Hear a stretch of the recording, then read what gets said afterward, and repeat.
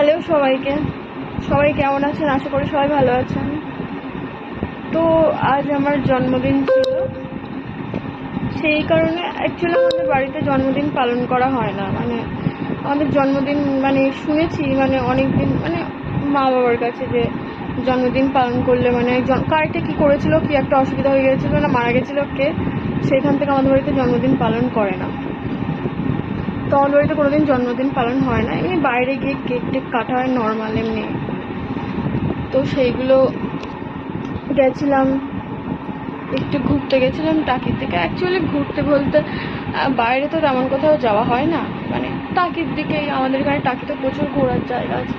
তো সন্ধ্যাবেলা বেরিয়েছিলাম, একটু ঘুরু ঘুরু করে আসলাম, একটু নর্মাল ফুচকা খাওয়া, সেই এরকম টুকটাক।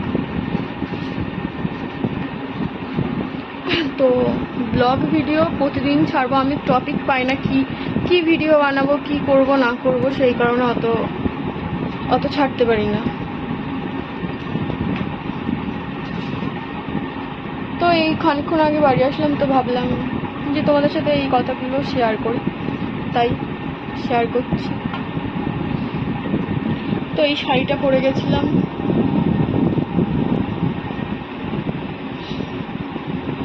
তার সাথে এই ঝুমকোটা করেছিলাম। এই যে হালকা মেকআপ, অ্যাকচুয়ালি বেশি মেকআপ করি না আমি, একদম হালকা। আর এই যে চোখে এই সবগুলো।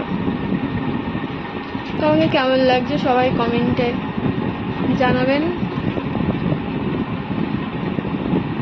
আর যারা যারা আমাকে বার্থডে উইশ করেছো তাদেরকে অসংখ্য ধন্যবাদ উইশ করার জন্য। আর কি বলবো বুঝতে পারছি না। তো আমাদের বাড়ির মিনি এখন খেলা করছে, দেখাই তারা। মিনি